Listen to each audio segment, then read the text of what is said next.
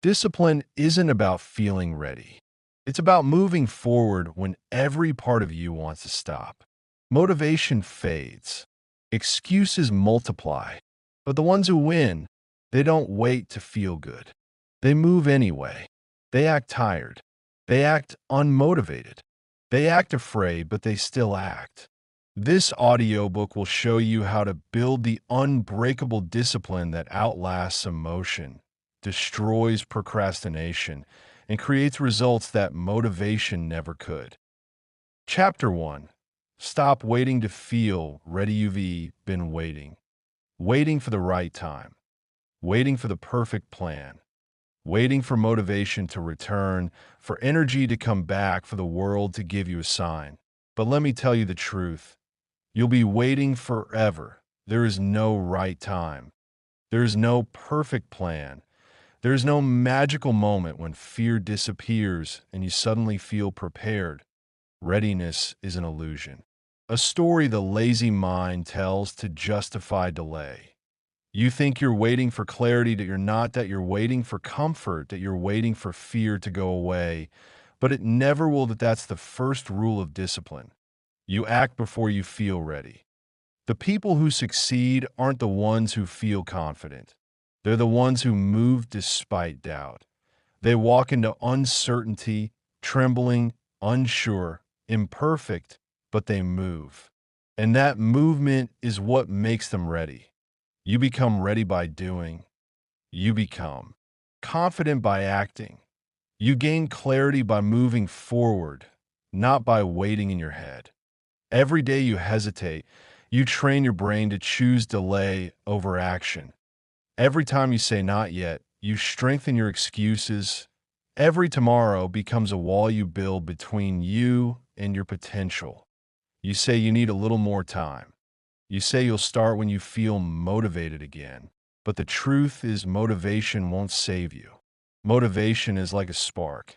It burns fast, then disappears. Discipline is the fire that keeps burning when the spark is gone. You don't need motivation. You need standards. You don't need the perfect plan. You need to take the first step. You don't need the feeling. You need the decision. Let me repeat that. You don't need the feeling. You need the decision. Because feelings are unreliable. They rise and fall with the weather, with your energy, with your mood, that if you let them dictate your actions, you'll live a lifetime of inconsistency, that you'll go to the gym when you feel like it.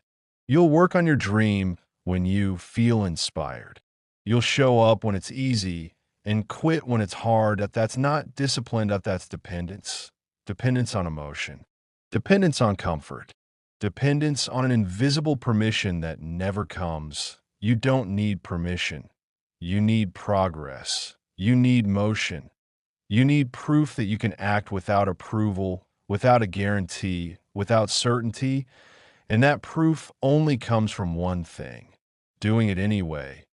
You don't need to feel ready to start the business. You don't need to feel ready to change your body. You don't need to feel ready to walk away from distractions and rebuild your life. You just need to start. You just need to move. You just need to take the next step right now, not later. That's how discipline is built.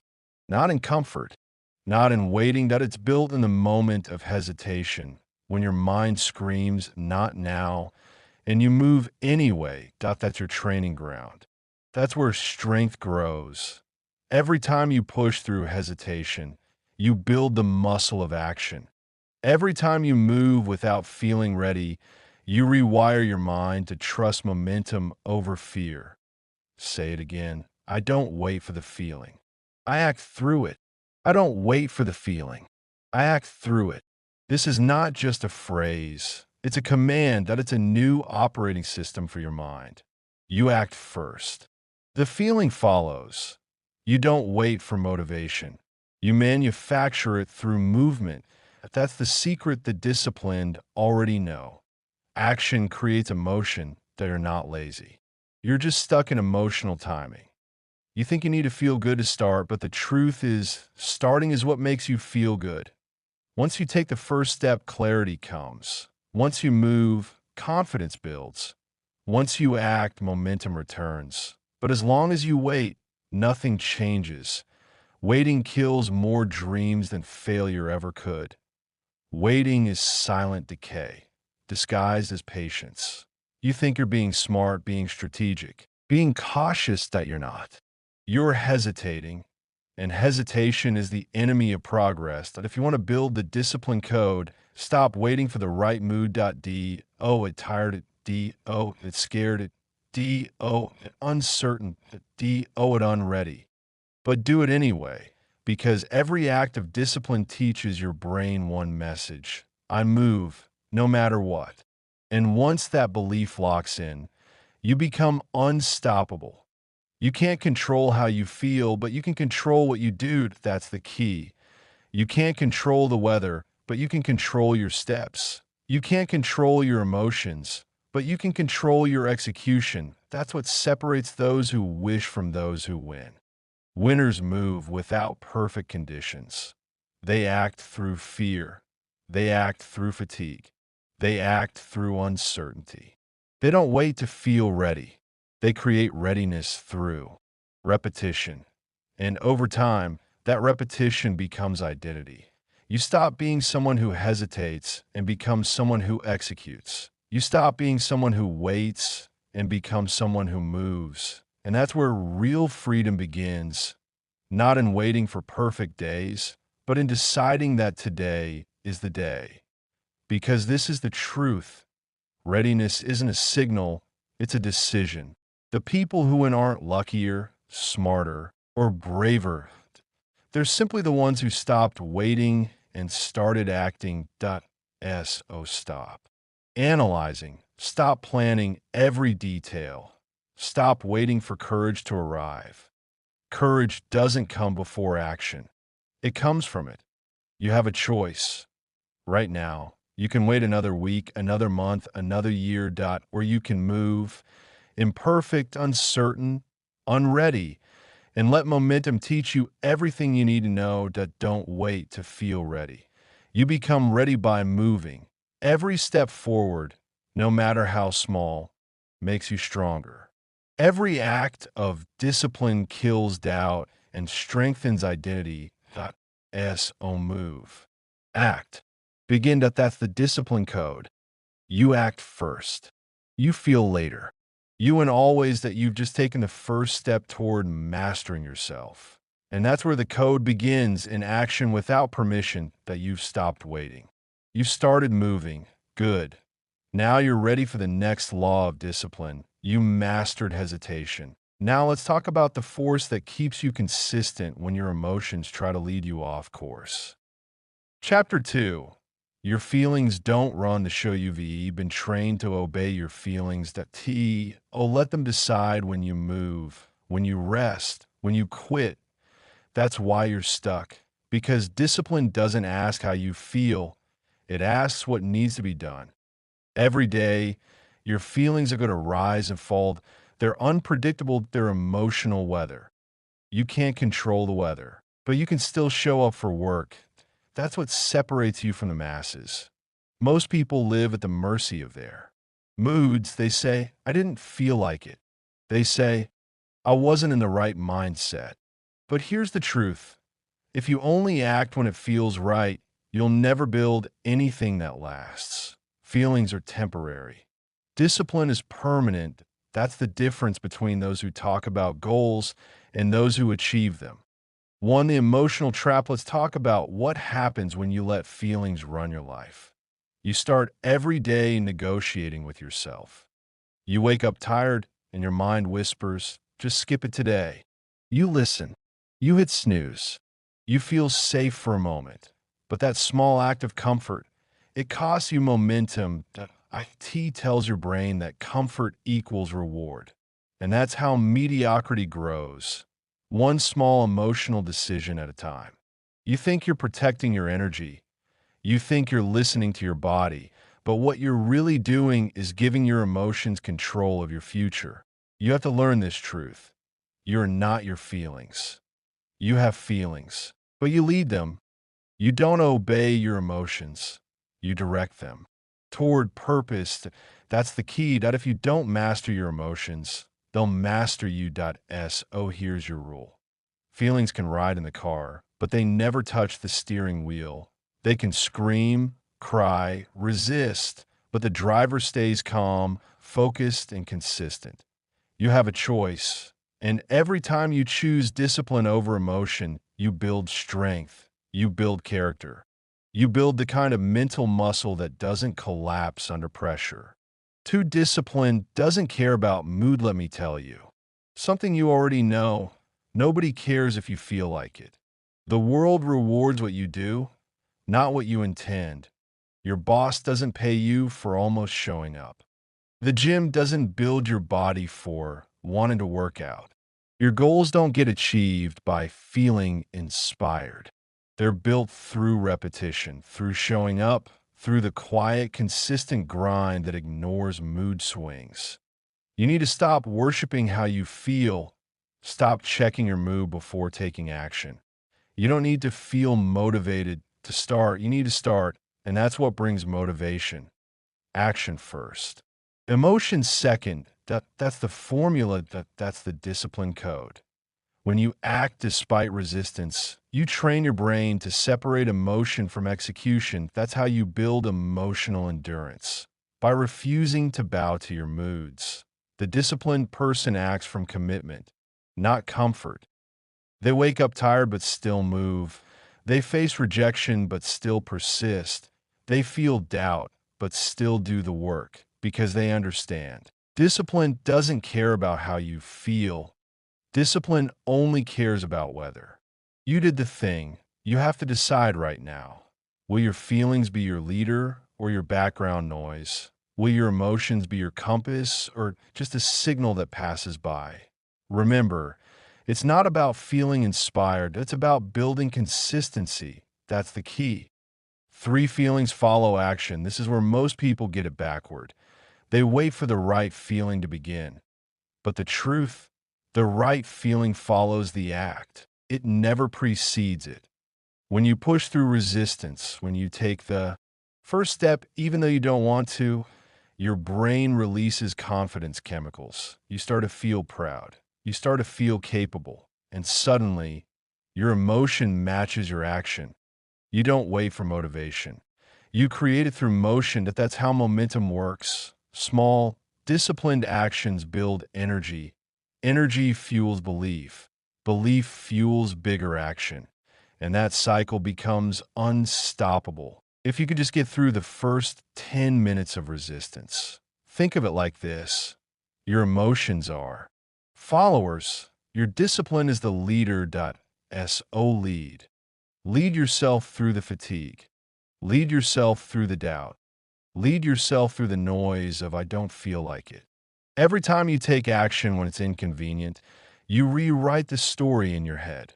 You prove to yourself that you're stronger than your mood. Say it again. I'm stronger than my mood. Say it until it becomes your identity. Because that's what this chapter is about.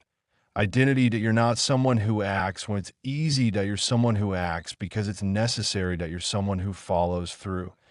Not because you feel good, but because you gave your word. That's the kind of person who finishes what they start. That's the kind of person who becomes unstoppable. Your emotions will always whisper excuses. Let them talk. Let them scream. Let them cry. But you keep moving because discipline doesn't argue with emotion. That IT doesn't explain. That IT executes. You have a choice every single day. I'll let your feelings dictate your effort, or to let your effort dictate your feelings. One leads to regret. The other leads to growth. That's the key. Now you understand that your feelings don't run the show. You do.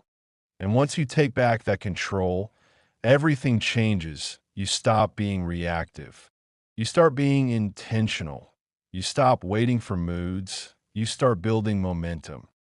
This is the turning point. From here on out, you lead with action, not emotion. That's the discipline code in motion that you've learned to silence your feelings. Now let's talk about something even deeper, the environment that shapes those feelings. Next chapter, Control your environment before it controls you. Chapter 3. Control your environment before it controls you. You can have the strongest mindset in the world, but if your environment works against you, you'll lose. You can't out-discipline a toxic environment. You can't stay consistent when every signal around you screams distraction, comfort, or delay. Your environment is either pulling you forward or pulling you down. There is no neutral ground. That's the truth most people ignore. They think they're lazy. They think they lack willpower. But the problem isn't inside them. It's around them. If your environment rewards distraction, you'll stay distracted. If your environment normalizes excuses, you'll start making them too. If your environment celebrates comfort, you'll never grow beyond it. That's the key. You don't rise to your goals. You fall to your systems. You don't drift upward. You drift toward your surroundings. If you want to change your life, you must first change your environment. One, you are the product of what surrounds. You take a look around you, your desk, your phone, your home, your people. Everything around you is shaping what you think is normal. And whatever feels normal, you'll repeat. You scroll because it's easy. You procrastinate because the phone is right there. You talk about goals but never execute because the people around you don't either. You become what you're surrounded by. That's not philosophy. That's physics. That if you put ice in a warm room, it melts. That if you put fire in the rain, it dies. That it's not about desire. It's about environment.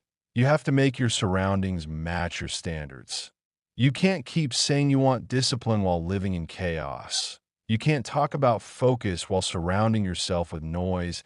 That's the hard truth. Your environment either reinforces your habits or destroys them. If your desk is messy, your mind will be messy. If your friends are unfocused, you will be too. If your phone is your master, your time will vanish before you even realize it. You don't need more willpower. You need fewer triggers. You need a setup that removes friction between you and the actions that matter. That's the key. Every environment is programming you to if you want to reprogram your behavior, start with your space. Clean it. Simplify it. Design it to support the life you're building, not the one you're escaping from. 2, audit your circle. Ruthlessly, let's talk about people. Because your environment isn't just physical, it's social. And the truth is, a discipline will never outlast your circle. If you hang around 5 undisciplined people, you'll become the 6th. If you surround yourself with excuses, you'll start collecting them too. That's how influence works. You mirror what's around you. You copy habits without realizing it.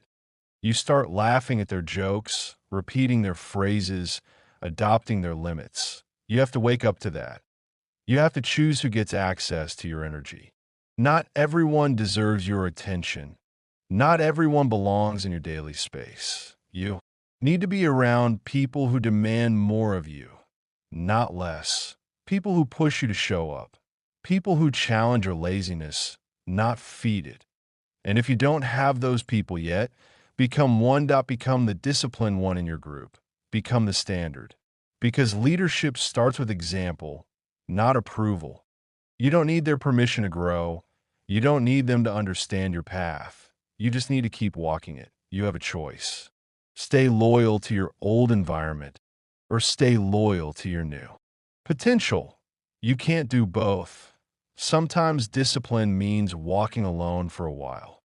Sometimes it means saying no to people you care about because they don't care about growth. It hurts, but it's necessary that you're not leaving them behind.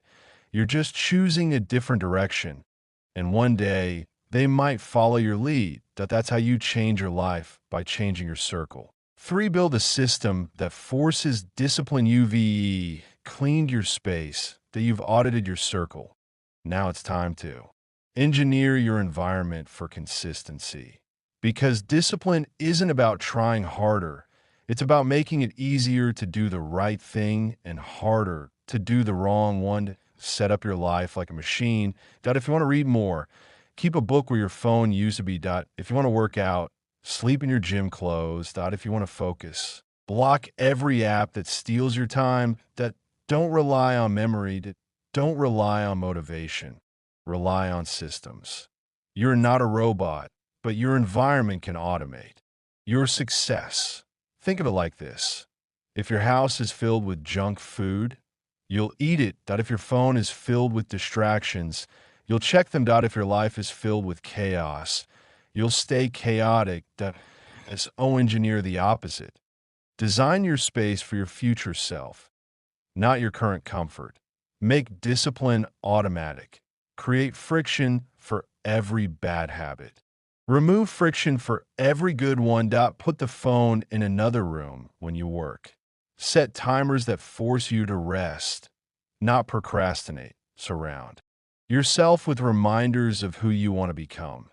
Every time you walk into your space, it should whisper one message. This is where the disciplined version of me lives. That's the key. You don't build consistency by chance. You build it by design. You don't get disciplined overnight. You get disciplined because you created an environment that makes excuses impossible. That's what professionals do. They don't depend on mood. They depend on structure. Stop waiting for willpower. Build walls that protect your focus. Build systems that reward your effort. Build a world that pushes you forward. Even when your feelings want to pull you back, that's how discipline wins. Your environment is shaping you every second. It's teaching you what to tolerate, what to chase, and what to ignore. Make sure it's teaching you the right lessons. You control the space. You control the inputs. You control the direction. Because discipline isn't just about what you do, it's about what you allow around you. You now learn how to take back control of your environment. And with it, your focus. But there's still one more layer to master. You can control your surroundings. You can master your moods. But if you don't control your time, everything collapses. Chapter 4. The clock is lying. Take back your time before it's gone. You think you have time. That's the biggest illusion of modern life. The lie that there's always more time. You scroll like there's no consequence. You delay like there's no deadline. You waste hours like you'll get them back. But time doesn't refund. Time doesn't pause. Time doesn't care about your feelings. You either use it or lose it. That's the truth. Every minute you waste becomes a regret waiting for you in the future. Every hour you let slip away becomes a reminder of what discipline could have created. That you're not running out of time. Time is running through you. And the clock doesn't lie. You do. You tell yourself you'll start tomorrow. You tell yourself you're just tired. You tell yourself you'll catch up later, but tomorrow never comes. Later never saves you. And the longer you wait, the harder it gets. That's why discipline matters more than motivation. Because time won't wait for your feelings to. Today, we stop lying to ourselves about time. Today, we take control back. The myth of I don't have time. Let's destroy the biggest excuse in the world. I don't have time. You have time. You just don't prioritize it. You have 24 hours like everyone else. The difference isn't the hours, it's the intention. People say they don't have time to work out, but they scroll 3 hours a day. They say they don't have time to read, but they binge a show every night. They say they're too busy, but they're always available for distraction. The truth? You don't lack time. You lack urgency. Time is not the problem. Your attention is. Your focus leaks in 1,000 directions because you refuse to control it. And every small leak adds up to a flood of wasted potential. You have to start treating time like money because it's worth more than money. Money lost can be made again. Time lost is gone forever. That's the key. If you don't track it, you'll lose it. If you don't value it, you'll waste it. You have to start living like your time is sacred, like every minute costs. Use something because it does. The cost is your future. To audit your hours. The brutal truth: you want to know where discipline really stands? Don't look at your dreams. Look at your schedule. Your calendar tells the truth your mouth won't, that it shows what you really value. You say you value growth, but where's the time block for it? You say you want peace, but you spend your nights lost in noise. You say you're building a future, but you spend your mornings hitting snooze. That's the contradiction. And that's why you feel stuck. You can't lie to your scheduled IT reflects your real priorities, not your imagined ones. Do the audit. Write down where every hour goes. Excuses. No filters. No pretending that you'll see how much time you trade for comfort, that you'll see how many minutes you give to distraction, that you'll see how often you choose easy over essential, that it'll hurt. It's supposed to, because that pain is awareness, and awareness is power. Once you see the truth, you can't unsee it. And that's where discipline begins, in brutal honesty. You have to face the gap between who you say you are and how you spend your time. That gap is your prison. Close it, and you're free. You don't need more hours in the day. You need to stop throwing away the ones you already have. That's the key. 3. Reclaim control. Design your time before the world steals it. If you don't design your time, the world will design it for you. And the world will fill it with everything that doesn't matter. Your phone wants your attention. Your friends want your distraction. The internet wants your addiction. Everyone wants your time, except you. You keep giving it away for free, but you can't build discipline if you're always reacting. You can't build a life if you're always consumed by other people's noise. You must take your time back, like a soldier reclaiming stolen ground. Wake up earlier than the world. Use those quiet hours to move your life forward before anyone can reach you. Schedule your priorities like appointments, because they are. Treat your discipline like a meeting with your future self. You wouldn't cancel that. So stop canceling your goals. Protect your time with boundaries that feel uncomfortable. Say no more often. Silence notifications. Guard your mornings like treasure. Every distraction you say no to gives you a piece of your life back. Every moment of focus compounds like interest. That's how time works. That IT multiplies when you respect IT. That IT disappears when you ignore it. You can't control how fast it moves, but you can control how well you use it. That's what separates the average from the disciplined. They both live the same 24 hours, but one spends it with purpose and the other spends it with excuses. You have a choice. You can let the day control you, or you can control the day. You can live by reaction or by design. You can waste time or weaponize it. That's the difference between drifting and building, between dreaming and doing, between potential and power. The clock is ticking either way. But the disciplined man, the disciplined woman, uses every tick as fuel. So stop saying you don't have time. Stop lying to yourself about tomorrow. The moment is now. Every second counts. Every hour builds or destroys. Every day is a vote for the life you're creating. You control where those votes go. The lazy version of you is fighting for your time. The disciplined version of you is too, and only one will win. Choose wisely. Because time doesn't pause for hesitation. IT rewards the ones who move now. That's the essence of discipline. Doing what matters before it's too late. You've learned how to master your environment, that you've learned how to take back your time. Now it's time to face the hardest enemy of all, your emotions. They're loud. They're unpredictable. They want control, but discipline demands silence, logic, and calm action. Chapter 5. Your emotions are liars. Master them before they master you. Your emotions are powerful, but they are also the biggest liars you will ever meet. They lie to protect your comfort. They lie to keep you safe. They lie to keep you average. Your emotions are not built for greatness. They are built for survival. And survival is not the same as success. When you let emotions lead, you lose control. When you let discipline lead, you gain power. That's the key. The disciplined mind doesn't suppress. Emotion, it commands, it listens, but it doesn't obey because feelings are temporary. But discipline is forever. When your feelings are not facts, the world tells you to trust your feelings.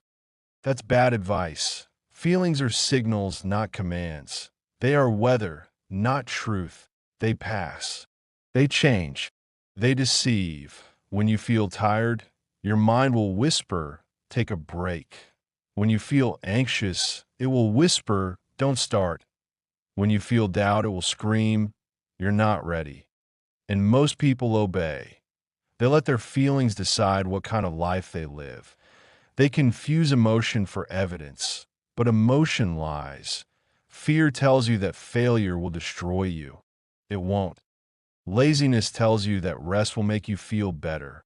It won't. Anger tells you that reaction equals power. It doesn't. You have to. Learn to separate what you feel from what is true, because truth doesn't care about mood. That it doesn't shift with your energy. The truth is simple. You either did the work or you didn't.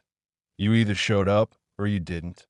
You either acted or you waited. That's the only thing that matters. The disciplined mind knows this. That it says, I feel tired, but I'll do it anyway. I feel scared, but I'll move forward anyway. I feel unmotivated, but I'll stay consistent anyway. That's not suppression. That's control. And control is power. You don't have to believe every emotion that shows up. You just have to outlast it. Because feelings fade, but results stay. Too emotional control is a skill. Train it daily. Discipline isn't about removing emotion, that it's about mastering your response to it. And mastery takes practice. You can't just decide to be calm one day. You have to train calmness. How do you do that? You expose yourself to pressure and stay still inside at you. Face discomfort and keep your breath steady. You make decisions, even when doubt screams for attention. That's how emotional control is built. Every time you pause before reacting, you're training control. Every time you respond with patience instead of panic, you're training control. Every time you show up without motivation, you're training control. That's repetition. It's awareness. It's consistency. The weak mind chases comfort. The strong mind chases composure. When the average person gets upset, they explode. When the disciplined person gets upset, they get quiet. That's the difference. That's the power. Because silence under pressure is not weakness. It's precision. That it's the sound of a mind that refuses to be moved. When your emotions rise, you must become the observer. Watch the anger. Watch the fear. Watch the noise. Then ask, is this reaction useful? If the answer is no, stay calm. But if the answer is yes, act with strategy, not impulse. You have a choice. You could be ruled by feelings, or you can rule them. You can react like everyone else, or respond like a leader. That's emotional discipline, and it separates the powerful from the impulsive. 3. Turn emotional pain into fuel. Here's a truth most people never understand. Your emotions can destroy you, or they can drive you. Pain is not the enemy. Anger is not the enemy. Frustration is not the enemy. They become enemies when you mismanage them. When you feel pain, don't drown in it, direct it. When you feel anger, don't explode, channel it. When you feel fear, don't freeze, face it. That's how discipline transforms emotion into momentum. The people who achieve great things are not emotionless. They're emotionally disciplined. They feel everything, but they decide what to do with it. They use pain as energy. They use frustration as focus. They use doubt as proof they're growing. That's the key. You don't have to feel good to do good. When your emotions scream for attention, discipline whispers, keep going. When your feelings beg for comfort, discipline says we're not done yet. When your mind says stop, discipline says one more round. That's how greatness is built, not by comfort, but by command. Every successful person you admire has mastered this. They don't let emotions control their day, their effort, or their direction. They use emotion as data, not direction. That's the mindset you must build. You can't stop emotions from arriving, but you can decide how long they stay. You don't need to fight your feelings.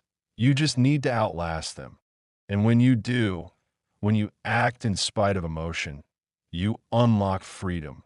Freedom from hesitation, freedom from reaction, freedom from weakness. That's emotional mastery. That's real discipline. Your emotions are not your enemy. They are your test. Every day they show up, asking, who's in control today, me or you? And your response decides everything. Discipline says, I lead. Emotion says, I follow. That's the code. When you master this, you stop being a slave to moods. You stop being tossed around by feelings. You become unshakable. And oh, fear, no doubt, no distraction can pull you off your path because your emotions no longer make your decisions. You do that. That's the foundation of power. That's the beginning of leadership. That's the moment you become unstoppable. You've learned to control your time. Now you've learned to control your emotions. But there's another layer most people miss, the invisible one, the discipline that happens when no one is watching, the strength built in silence. Chapter 6. Master the boring days. There will be days when everything feels dulled and oh spark. No excitement, no energy, just the quiet grind of repetition. That's where most people break. Not because it's hard, but because it's boring. They can survive pain, but not boredom.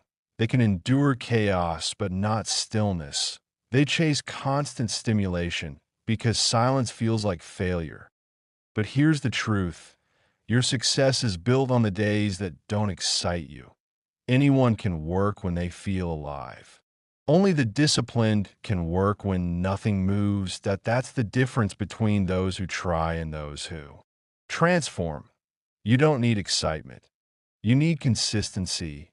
You don't need variety. You need repetition.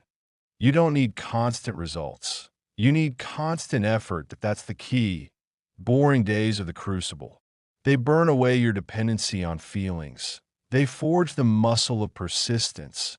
And persistence is what outlasts talent, intelligence, and luck.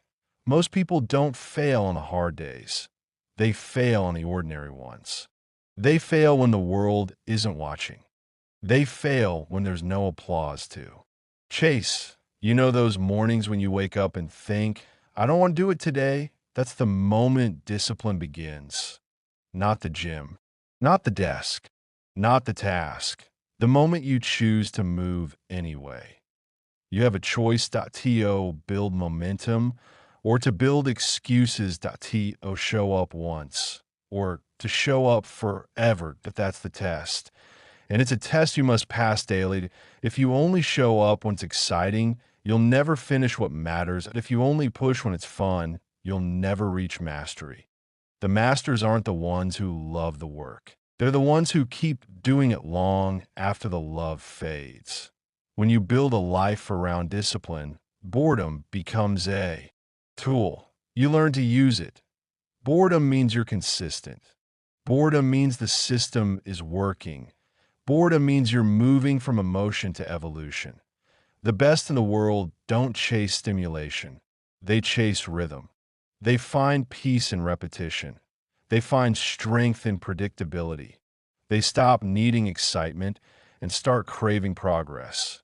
You don't rise because every day is inspiring. You rise because every day is intentional. You wake up, you show up, you repeat. That it's not glamorous, that it's not dramatic, but that's what makes it powerful. Think of the athletes who train for years for one race. Think of the rider who types every morning before the sun rises. Think of the soldier who sharpens the same motion again and again until it becomes instinct. That's not boredom. That's mastery in disguise. The world will tell you to find your passion, but passion fades. Routine remains. You don't find your passion. You build it through relentless consistency, that you'll have weeks where you don't feel progress, that you'll question if the grind is worth it. But that's when most people quit, and that's when you must lean in. When it's boring, you're on the right track, because boredom means you've moved past novelty into discipline. And discipline is where true growth hides. That SO when the repetition hits. Don't resist it. Honor it. That's your signal that you're doing real work. You have a choice to crave entertainment or to crave evolution. To chase distraction, or to chase consistency. To quit when it's quiet, or to grow in the silence. The boring days are where champions are made. That's the truth most people can't handle. Master the boring days. Show up when it's dull. Work when no one's watching, because that's when you are being built. You mastered your emotions. You faced the storms. Now it's time to master the silence, the quiet stretch where discipline is all you have left. That's where your future self is waiting. Chapter 7. Build unbreakable habits. Habits are the backbone of discipline. They're what you fall back on when motivation dies. They're the silent systems that decide who you become. You don't rise to the level of your goals. You fall to the level of your habits. Everyone wants transformation. Few are willing to build the structure that makes it possible. That's why most people stay stuck, because they rely on intention instead of automation. You can't rely on willpower forever. You need systems that move you forward without thinking. That's the key. When your habits are weak, your discipline leaks. When your habits are strong, your growth compounds. And the stronger your habits become, the less effort you waste, because every day the system works for you. Let's be clear. Discipline isn't about working harder, but it's about building systems that make consistency inevitable. That it's not about forcing effort. It's about designing your life around action. You don't need to fight yourself every day. You need to remove the friction. Start small, 0.1 habit at a time, 0.1 repetition at a time. That's how you build something unbreakable. When you start a new habit, don't aim for perfection. Aim for identity. Each repetition whispers to your brain, I'm the kind of person who does this. Every time you show up, you're casting a vote for the identity you want to live. You don't become disciplined by reading about it. You become disciplined by repeating it. That's the truth. You brush your teeth without thinking. You lock your door without effort. You can make discipline that automatic, but it takes repetition, structure, and brutal honesty. That if you want to build an unbreakable habit, do 3 things. 1. Make it obvious. Put it in your path so you can't ignore it. Point 2. Make it easy. Reduce friction until there's no excuse. Point 3. Make it satisfying. Reward the act of showing up, not the end result. The goal isn't to build one perfect day. The goal is to make progress impossible to avoid. Most people fail because they try to change everything at once. They want to transform overnight. But transformation is built in layers, slow, deliberate, consistent layers. You can't rush identity. You must install it. That's why the disciplined rise, because they don't just act, they architect. They don't leave growth to chance, they design it. Their systems protect them when emotions betray them. Their structure saves them when chaos hits. You have a choice to live by default or by design. Repeat your weaknesses or reinforce your strengths. Build habits that destroy you or habits that define you. Every decision you make is a brick. Every repetition is cement. And over time, you're building something, whether you realize it or not. Ask yourself, what are you constructing? When the distractions hit, your habits decide your response. When life gets heavy, your habits determine if you rise or break. That's why you must protect them like your future depends on it. Because it does. Here's the truth no one wants to admit. It's not the big decisions that define your destiny, that it's the small, boring, repeated ones. The things you do when no one's watching, the choices you make when. It's inconvenient. That's what builds character. You don't need to be perfect. You need to be predictable. You don't need to be motivated. You need to be methodical. You don't need to chase results. You need to protect your process. The disciplined know that habits are armor. They make you unshakable. They make you consistent. They make success a side effect of structured S. Oh, stop hoping for the right conditions. Start building the right systems. Because your future isn't waiting for luck, it's waiting for structure. Every day, you're either reinforcing your discipline or eroding it. There's no neutral, there's no pause. You're always building something. Build the habits that make quitting impossible. Build the systems that make excellence automatic. Because when the habits are unbreakable, you become unbreakable that you've learned how to master boredom. Now it's time to master structure, to build the routines that protect your purpose. Chapter 8. Kill the Noise. Silence is powered. In a world that worships distraction, silence is rebellion. Every sound, every notification, every opinion is designed to pull your focus away from yourself. And every time you let it, you weaken your discipline. You can't be consistent if you're constantly consumed. You can't hear your purpose if you're addicted to noise. And make no mistake, most people are addicted to noise. They don't even know it. They scroll because silence feels uncomfortable. They fill the room with sound because being alone with their thoughts scares them. They confuse activity with progress, motion with meaning, and connection with validation. But discipline requires space, and space only exists in silence. You have a choice. You can keep feeding your mind with noise, or you can learn to feed it with focus. That's the key. Every notification steals a piece of your attention. Every argument online drains a piece of your energy. Every time you let the world dictate what you see, what you hear, what you think, you give up control of your mind. And if you can't control your attention, you can't control your life. The disciplined protect their attention like treasure because they know it's the most valuable currency they own. They delete distractions without hesitation. They don't explain their silence. They don't chase validation. They choose peace over popularity. That's what separates the focus from the lost. That's what separates the disciplined from the distracted. Ask yourself, how much of your life have you wasted reacting to things that don't matter? How many times have you broken your focus to check what someone else is doing? How many hours have you traded for nothing but noise? Every scroll is a withdrawal. Every click is a cost. Every moment of attention has a price. And most people are bankrupt. You want to change your life? Kill the noise. Mute the world for a week and watch how your clarity returns. Spend one morning without your phone and see how powerful silence feels. That it's not about disconnecting from life, that it's about reconnecting with yourself. That's where discipline grows, in stillness.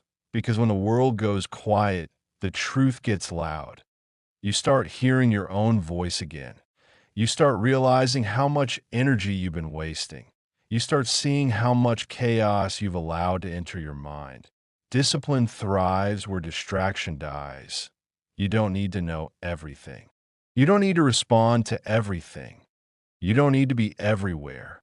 You need to be present where it matters most. Silence is your edge. It make your mind sharp and your emotions stable. It allows you to think before reacting, to move before announcing, to win before celebrating.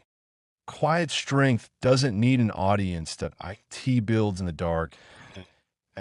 Stop explaining your silence. Stop apologizing for not replying. Stop letting the world invade your focus. Every no to distraction is a yes to discipline. The disciplined are quiet because they're busy building. The disciplined are silent because they're thinking 3 steps ahead. The disciplined aren't looking for attention. They're preparing for dominance. You don't need noise to prove your progress.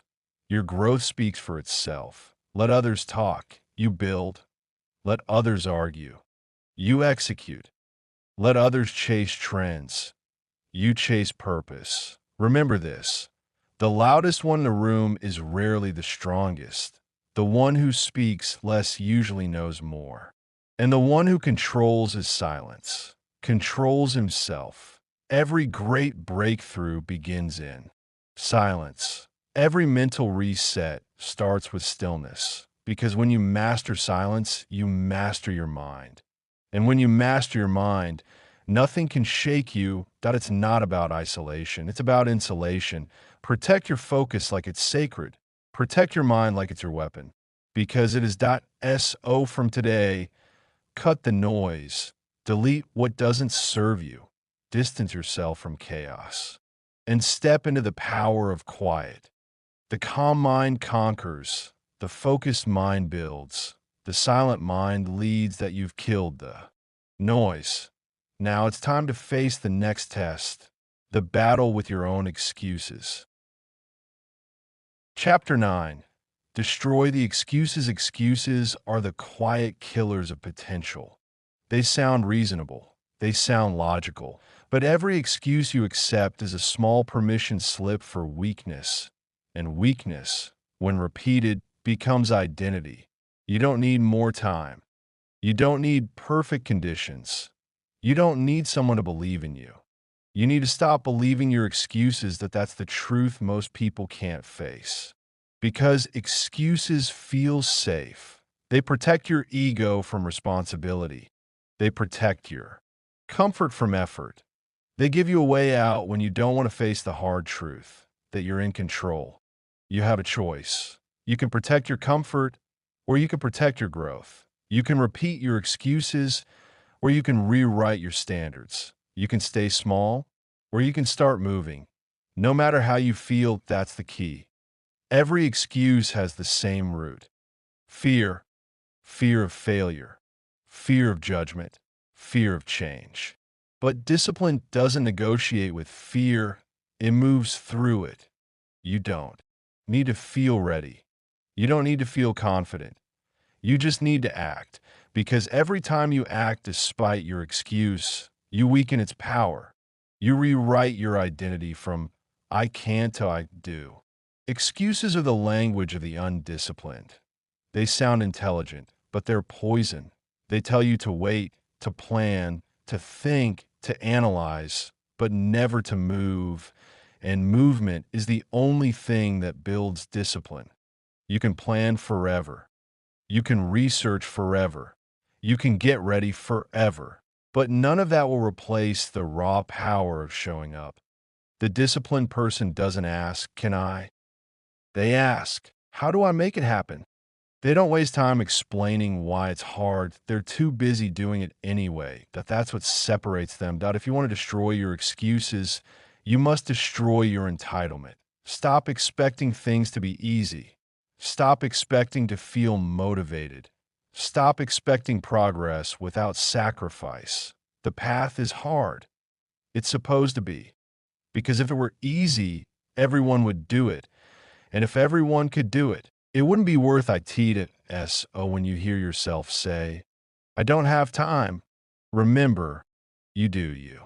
Just choose not to use it. When you say, I'm too tired, understand you're tired because you're undisciplined. When you say, it's not the right moment, know this, the right moment will never come. The disciplined build their moment. They create opportunity through consistency. They don't wait for conditions. They adapt to conditions. That's the mindset that builds unstoppable people. You have to become allergic to your own excuses. Every time you hear one in your mind, destroy it. Instantly. Replace I can't with I will. Replace I'll try with I'm doing it. Replace maybe later with now. You'll feel resistance. Good. That means you're facing the truth. The louder your excuses get, the closer you are to growth. Because the mind screams loudest right before it changes. That is, oh, take every excuse you've ever told yourself and expose it. Write it down. Read it out loud. Ask yourself, is this real? Or is this fear? 99% of the time, it's fear dressed as logic. That's how the undisciplined stay trapped. They justify their comfort with reasoning, but reasoning doesn't get results. Action does. That if you want to live differently, you must think differently. And if you want to think differently, you must stop listening to the same old excuses. You don't need new information. You need new execution. You don't need motivation. You need motion, because motion builds momentum, and momentum kills excuses. Every time you move forward, your mind learns something new. That you don't need perfect timing, that you don't need permission, that you don't need validation. You just need movement. The disciplined aren't fearless. They're just tired of their own excuses that they've heard every story, every reason, every not now. And they've burned them all to the ground. That's the decision you have to make. Will you be a prisoner of your excuses or the author of your actions? No one's coming to save you, and no one's going to remove your obstacles, and no one's going to give you the green light. It's you, or it's nothing. Stop explaining. Stop waiting. Stop negotiating with your limitations. Destroy the excuse. Destroy the story. Destroy the version of yourself that keeps you small. Because once your excuses die, the discipline is free to live, that you've learned how to silence the noise and destroy your excuses. Now, it's time for the next level, the discipline of your environment. Chapter 10. Protect your environment. Discipline doesn't survive in chaos. That IT dies there. You can have the strongest mindset in the world, but if your environment works against you, you will lose, because environment always wins. Your surroundings shape your standards. Your space dictates your focus, and the people around you either feed your discipline or feed your destruction. You can't outwork a toxic environment. You can't stay consistent while living in constant distraction. You can't become focused while being surrounded by noise, drama, and comfort. That's not weakness. That's reality. That if you put a lion in a cage, it forgets how to hunt. That if you put a disciplined person in a lazy environment, they'll start slipping. Not because they changed, but because the energy around them did. That's the key. Your environment is either a system of support or a system of sabotage. Every item on your desk, every notification on your phone, every person in your circle, they're either pulling you forward or pulling you down. Ask yourself right now, is my environment designed for growth or designed for comfort? Does it challenge me or does it coddle me? Does it make me sharper or softer? Because if you're surrounded by mediocrity, excellence will always feel foreign. And if you're surrounded by comfort, discipline will always feel painful. That's why the disciplined engineer their environment. They don't leave it to chance. They design it to demand excellence. They remove distractions. They limit access. They clean their space because cluttered spaces create cluttered minds. They choose silence because silence sharpens focus. They cut off negativity because negativity poisons progress. You have a choice. You could design your environment, or your environment will design you. That's not just about where you live, that it's about everything you consume. The voices you listen to, the accounts you follow, the conversations you entertain. All of it programs your mind. Every scroll is a seed. Every word you hear is a code.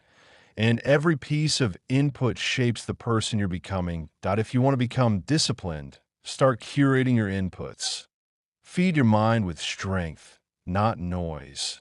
Feed your focus with clarity, not chaos. Feed your energy with purpose, not people who drain it. Because energy is contagious. Surround yourself with disciplined people, and discipline becomes normal. Surround yourself with excuses, and excuses become acceptable. Your circle is your mirror. If you want to know your future, look at your environment. That's not philosophy, that's psychology. Most people sabotage their growth because they try to change themselves while staying in the same place. They want to be new while living in the old. They want transformation without relocation, mental or physical. But discipline demands distance. Sometimes you must leave the room to change the mindset. Sometimes you must silence a friend to hear your own thoughts. Sometimes you must burn the comfort to rebuild your character that it's not. Cruel, it's necessary. Growth costs comfort. Focus costs familiarity. Discipline costs access. Not everyone can go with you. Not every space deserves you. Not every conversation is worth your energy. Protect your space like your life depends on it, because your future does. The environment you tolerate becomes the life you live. So clean your room. Organize your workspace. Delete what drains you. Distance yourself from chaos. Create rituals that anchor your focus every single day, because every structure you build becomes a defense against weakness. Every boundary you enforce becomes armor around your purpose. Every moment of silence you protect becomes a sanctuary for your growth. You don't need to move to a new city. You need to move to a new standard. You don't need to cut everyone off. You need to raise your energy so only the aligned remain. You don't need to escape the world. You need to design it that how the disciplined live. Their environment serves their mission. Their space reinforces their focus. Their circle amplifies their purpose. And that's how they stay unshakable. Even when life gets loud, that you've learned how to protect your environment, that you've built structure, silence, and strength. Now it's time to bring it all together, to close this audiobook with clarity and conviction. All right, guys, that's it for today. We heard some wild answers and some honest ones too. If you enjoyed this video, don't forget to like, subscribe, and drop a comment with your opinion. I really want to know what you think about this topic, that we're doing more street interviews every week. So if you want to see me out here asking even crazier questions, hit that bell icon so you don't miss the next one. And hey, if you see me on the street next time, don't run away. You might end up in the next video. Thanks for watching. See you soon.